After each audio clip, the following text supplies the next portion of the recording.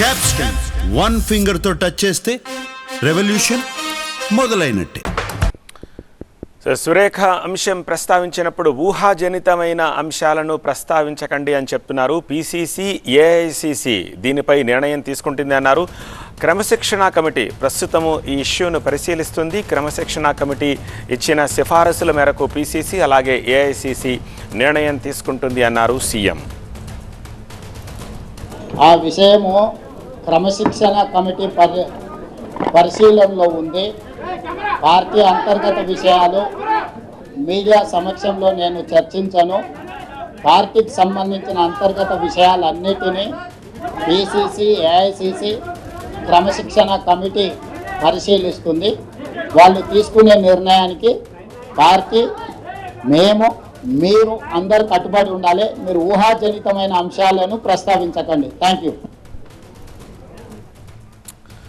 మరింత సమాచారం మా ప్రతినిధి ప్రభాకర్ అందిస్తారు. ప్రభాకర్, సింగిల్ పాయింట్ ఎజెండాగా 45 నిమిషాల ప్రెస్ మీట్ నడిచింది. మొత్తంగా అమెరికా పర్యటనను అడ్డుకోవడం గురించి ఆయన ప్రస్తావించారు. నేషనల్ మీడియా అటెన్షన్ కోసం ఇంగ్లీష్, హిందీలో కూడా మాట్లాడారు.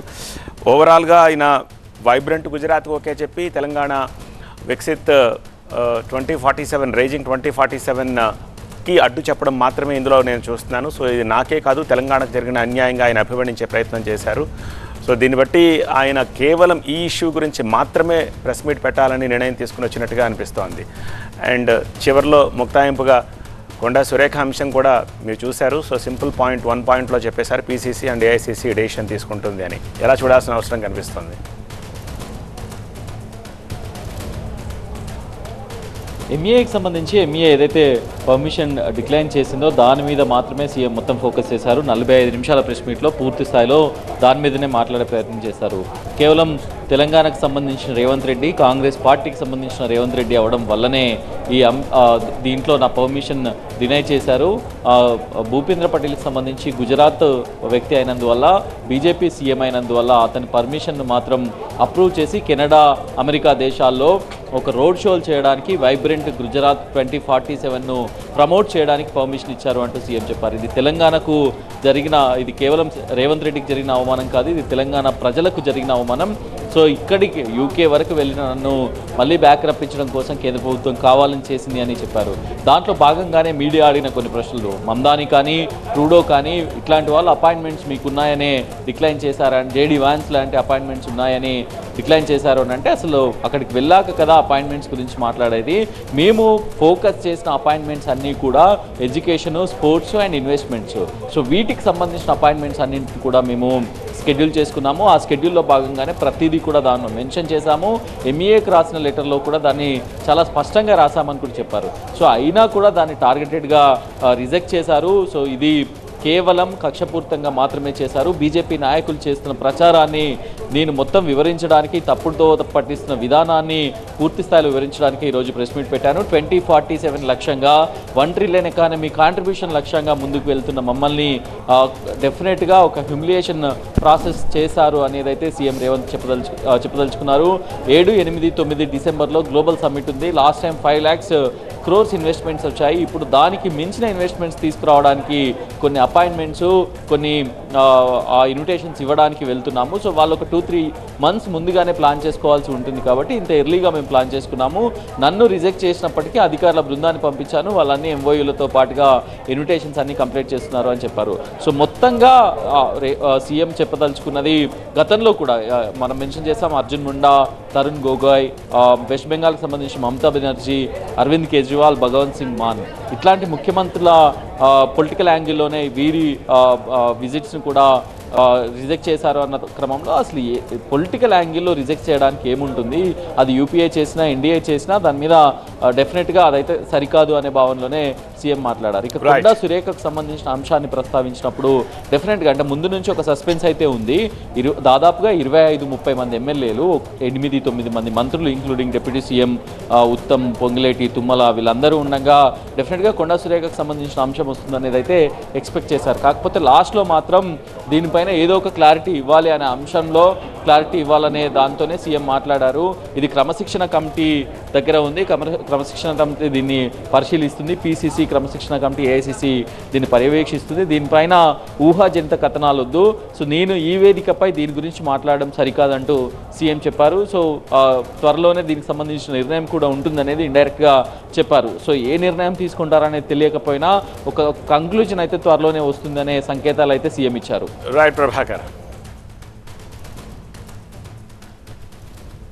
స్పష్టమైన వివక్షను ప్రదర్శిస్తున్నది కేంద్ర ప్రభుత్వం తెలంగాణ పట్ల. ఈ వివక్ష ఏమాత్రం సహించరానిది. ఖచ్చితంగా ఈ అంశాన్ని మా legislative party leader Rajya Sabha Kharge గారు, లోక్సభలో మా నాయకులందరూ కూడా ఈ అంశాన్ని ఖచ్చితంగా పార్లమెంట్లో లేవనెత్తుతారు. మా పార్లమెంట్ సభ్యులు ఇక్కడ ఉన్నారు. ఖచ్చితంగా ఈ అంశాన్ని పార్లమెంట్లో, లోక్సభ, రాజ్యసభలో కూడా లేవనెత్తుతాము. ఇది అంత ఆషామాషిగా తీసుకునే విషయం కాదు.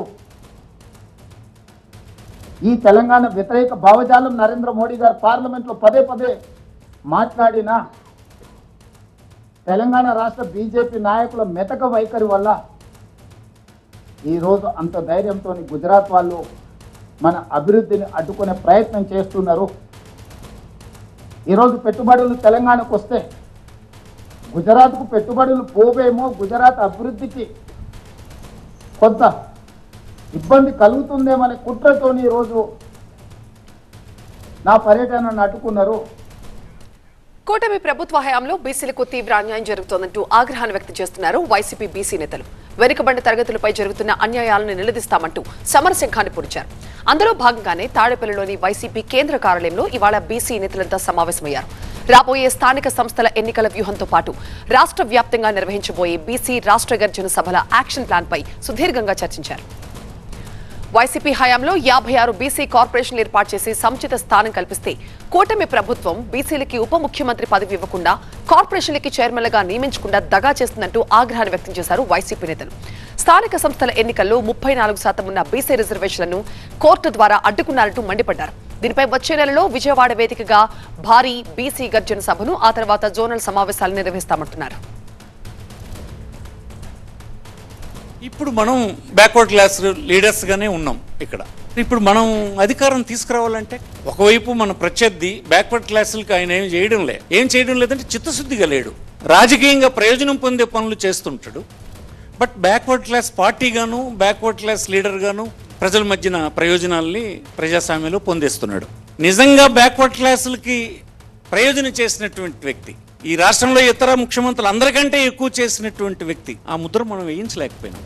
ఈ రెస్పాన్సిబిలిటీ మనం టేకప్ చేయకపోతే మరి అధికారం ఎలా వస్తుంది?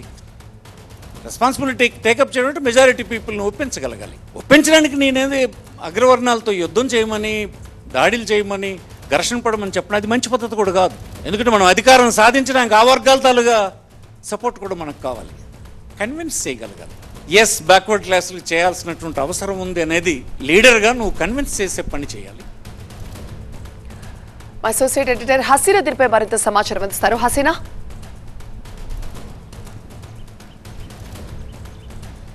ఇప్పుడే బీసీ సమావేశం ముగిసింది. నేతలంతా ఇప్పుడే వెళ్తున్నారు. మార్నింగ్ నుంచి ఈ సమావేశం కొనసాగింది. ప్రధానంగా మనం చూసుకుంటే స్థానిక సంస్థలు ఎన్నికల నేపథ్యంలో ఈ బీసీ రిజర్వేషన్స్కి సంబంధించి టీడీపీ ప్రభుత్వం ఏదైతే మొన్న క్యాబినెట్ జరిగినప్పుడు బీసీలకు రిజర్వేషన్ కల్పించాలని, అలాగే దాన్ని చట్టం కూడా తీసుకొని వస్తామనేది ఏదైతే నిర్ణయం తీసుకున్నారో, ఆ నిర్ణయం తర్వాత బీసీలపై ఎలాంటి వ్యూహాన్ని రచించాలనే అంశంపై వైఎస్ఆర్సీపీ తీవ్రంగా ఆలోచిస్తుంది. దీని మీద ఈరోజు మీటింగ్ కూడా, సమావేశం కూడా జరిగింది. ప్రధానంగా మనం చూసుకుంటే బీసీ రిజర్వేషన్కి మాత్రమే టీడీపీ కూటమి ప్రభుత్వం పరిమితమైంది. కానీ 2019 నుంచి 2024 వరకు వైఎస్ఆర్సీపీ ప్రభుత్వం ఏ అంశాలను అయితే బీసీలకు, అంటే అటు పూర్తి స్థాయిలో వాళ్ళకి సంక్షేమ పథకాలు కానీ, వాళ్ళకి కావాల్సిన పదవులు కానీ, రాజకీయ పదవులు కానీ, ఎన్నికల్లో వాళ్ళకి కేటాయించిన సీట్లు కానీ, వీటన్నిటినీ అంశాలన్నింటినీ కూడా ప్రజల్లోకి తీసుకెళ్ళాలి.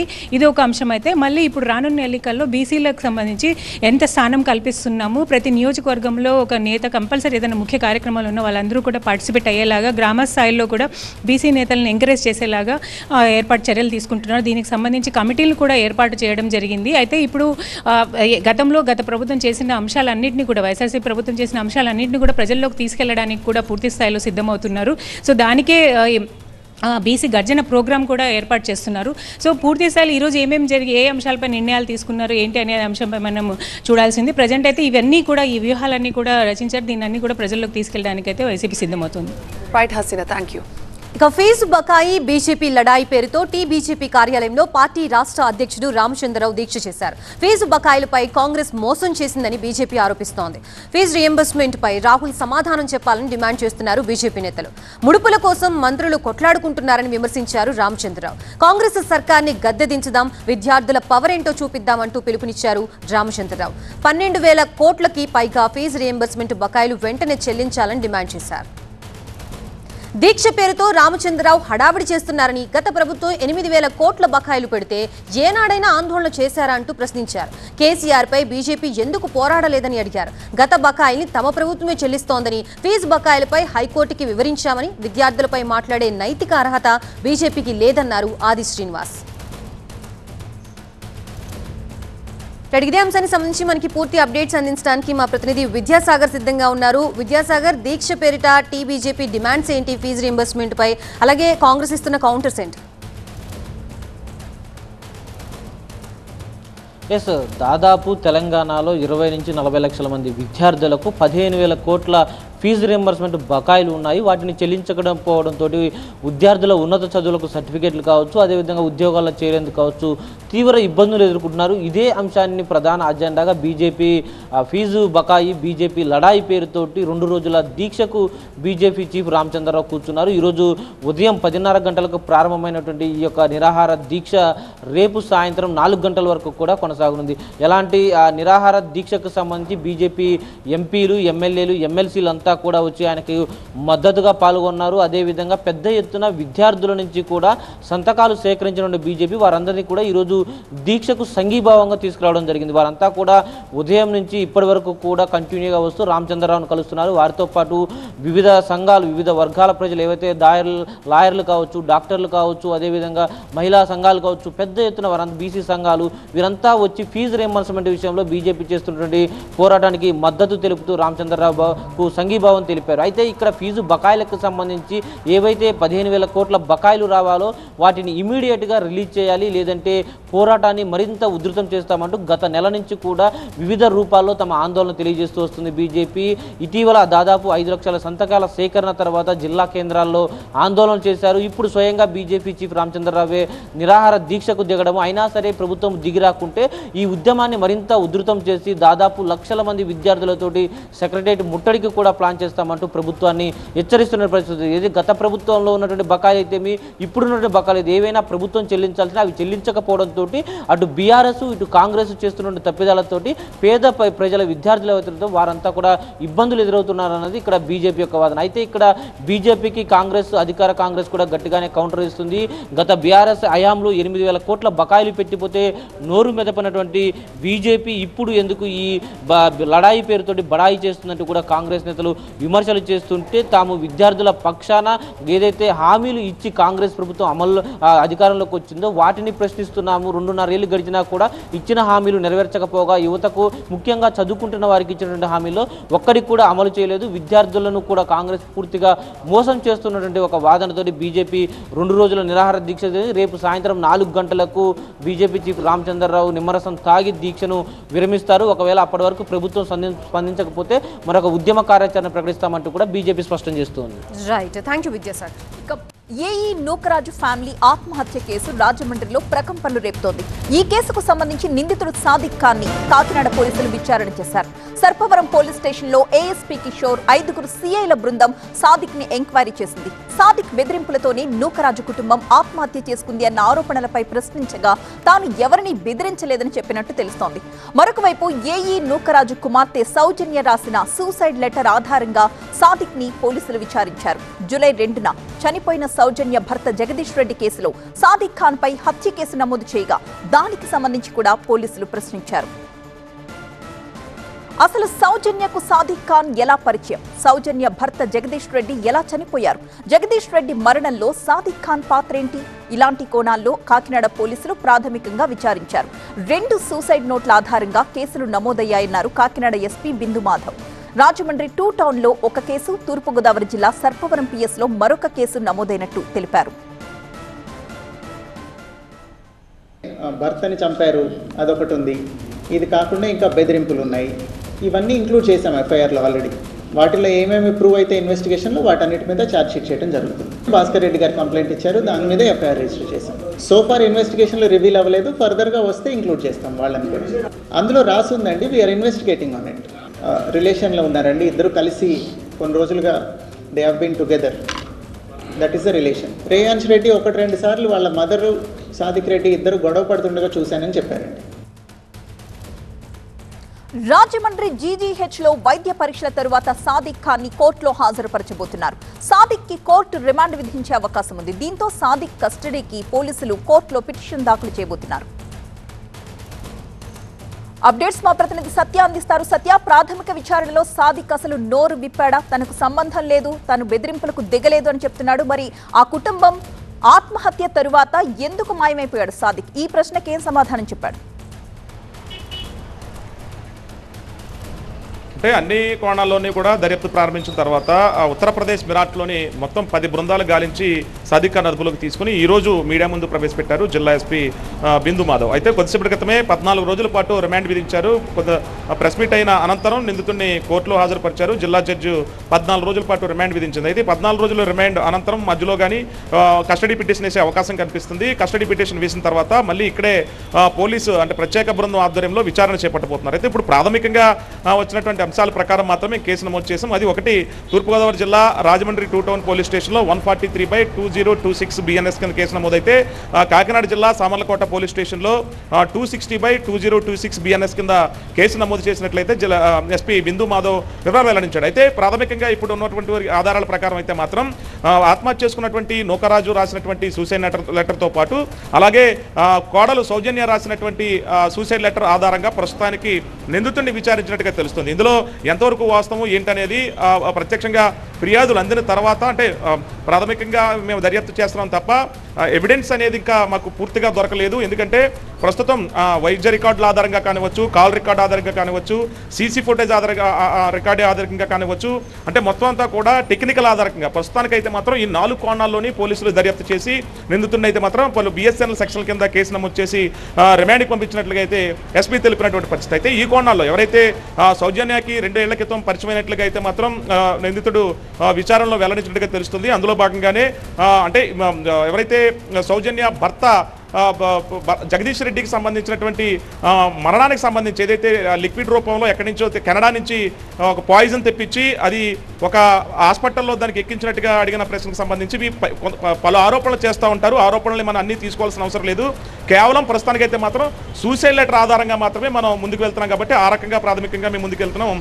ఎవిడెన్స్కి సంబంధించి ఇంకా ఎంక్వైరీ జరుగుతుందంటూ కూడా ఎస్పీ తెలిపినటువంటి పరిస్థితి. ప్రస్తుతం అయితే మాత్రం అన్ని విధాల్లోని అంటే సూసైడ్ లెటర్లో సౌజన్య రాసినటువంటి అన్ని విధాలను మతపరమైనటువంటి మార్పిడి జరిగే విధంగా కూడా హింసించినట్లుగా ప్రస్తుతం కేసు నమోదు చేశారు. అలాగే హత్యాయత్నం కూడా హత్య చేసినట్టుగా కూడా కేసు మొత్తం 3 సెక్షన్ల కింద అంటే టార్చర్ పెట్టినట్టు, హత్య చేసినట్లు, హత్యకు ప్రయత్నించినట్లుగా కూడా కేసులు నమోదు చేసినటువంటి పరిస్థితి. ప్రస్తుతం అయితే మాత్రం సౌజన్య రాసినటువంటి సూసైడ్ లెటర్లో ఏదైతే అంటే తన భర్తకి జగదీష్ రెడ్డికి భర్తకి సంబంధించినటువంటి హత్యకు కూడా కుట్ర పన్నడానికి కోణంలో కూడా అన్ని కోణాల్లోని దర్యాప్తు చేస్తున్నాం అనేది మాత్రం జిల్లా ఎస్పీ చెప్పినటువంటి పరిస్థితి. నిందితుడు మాత్రం పరిచయం ఉంది, పరిచయం అయ్యారు, కానీ ఎక్కడా కూడా మిస్టేక్ చేయలేదన్న కోణంలో చెప్పినట్లుగా తెలుస్తుంది. కానీ కొన్ని విషయాల్లో మాత్రం ఎన్నో ఏళ్ల నుంచి పరిచయం ఉన్న మాకు ఆ విధంగానే కొన్ని ఆస్తి పత్రాల విషయాల్లో ఇంకా ఎంక్వైరీ జరుగుతుంది.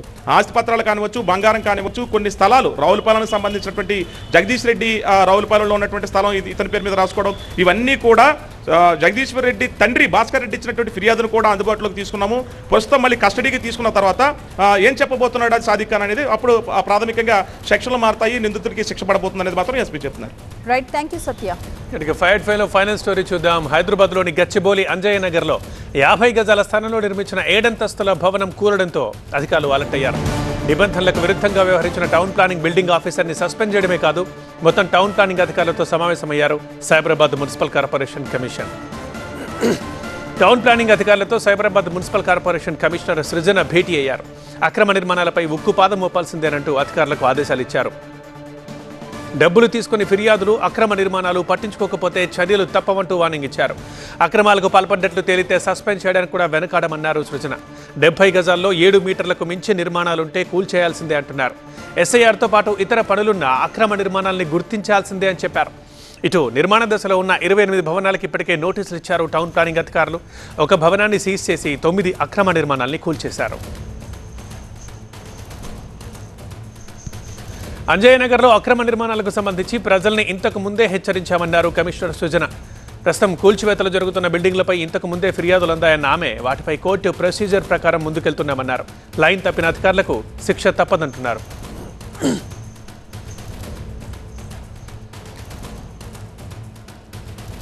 మా కరెస్పాండెంట్ నూర్తో మాట్లాడదాం. నూర్, కమిషనర్ ఇంకా ఏమన్నారు, ఎలాంటి నిర్ణయాలు తీసుకున్నారు, ఆ మేరకు అప్లైన్ కూడా జరుగుతోందా?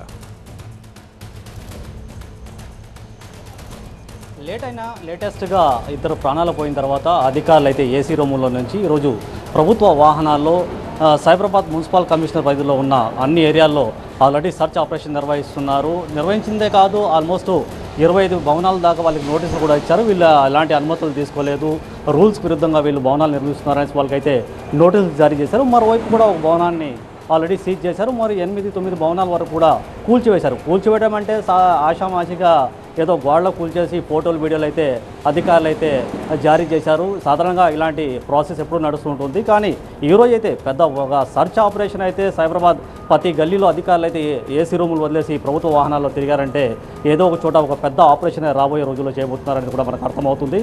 ఇప్పటికే అంజయ్యనగర్తో పాటు సైబరాబాద్లోని అనేక ప్రాంతాలు అంటే 50-70 గజాల్లోని 7 అంతస్తులు 8 అంతస్తులు భవనాల దాకా నిర్మించారు. దీనికి ఎవరు అనుమతులు ఇచ్చారు, ఏ అధికారులు దీనికి సహకరిస్తున్నారనేది కూడా కమిషనర్ ఒకవైపు ఆరాధిస్తున్నారు. మరోవైపు ప్రభుత్వ భూములపైన, ప్రభుత్వ నాలాలపైన ఎవరైనా భవనాలు కన్నా నిర్మిస్తే హైడ్రా కూల్చివేస్తామనేసి దానికి ఎటువంటి ఆప్షన్స్ లేదు, 100% కూల్చుకుంటూ ముందుకెళ్తామనేది కూడా హైడ్రా కమిషనర్ రంగనాథ్ అయితే హెచ్చరిక జారీ చేశారు. ఆల్మోస్ట్ ఆ దిశగా రంగనాథ్ అయితే ముందుకెళ్తున్న పరిస్థితి. మరోవైపు ఎక్కడైతే లీగల్ భూములు ఉన్నాయో, సొంత భూములు ఎక్కడైతే ఉన్నాయో వాళ్ళు అనుమతులు తీసుకొని కన్నా కట్టకపోతే మేము కూడా చట్టవిరుద్ధంగా మీరు కట్టుతున్నారు కాబట్టి మేము కూడా భవనాలు కూల్చివేస్తామనేసి ఒక పక్క మున్సిపల్ కార్పొరేషన్ చెప్పొస్తుంది. మున్సిపల్ కార్పొరేషన్, హైడ్రా రెండు చాలా వేగంగా దూసుకుపోతున్నాయి. కానీ సైబరాబాద్ మున్సిపల్ కమిషనర్ అధికారులు కన్నా ప్రతి గల్లీలో ఇలా సర్చ్ ఆపరేషన్ నిర్వహిస్తే ఎక్కడ అక్రమ భవనాలు ఉండవు, రూల్స్ విరుద్ధంగా ఎక్కడ భవనాలు కట్టే పరిస్థితి ఉండదు. కానీ రాబోయే రోజుల్లో ఏ విధంగా మున్సిపల్ కార్పొరేషన్ అధికారులు ముందుకెళ్తారో వచ్చి చూడాలి. కానీ ప్రస్తుతం అంజయ్యనగర్లో ఏదైతే భవనం కూల్చివేతలు ఉన్నాయో ఆల్మోస్ట్ పూర్తయింది.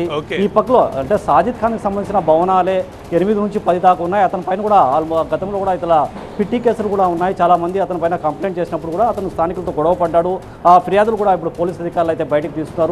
అన్ని దిశలుగా అతని భవనాలు ఎక్కడెక్కడ ఉన్నాయి, ఎక్కడెక్కడ అతను అక్రమంగా నిర్మించాలనే డేటా కూడా అధికారులు అయితే తీసుకున్న పరిస్థితి. రైట్ నూర్, ఇది వాటి 5 చూస్తూనే ఉండండి TV9.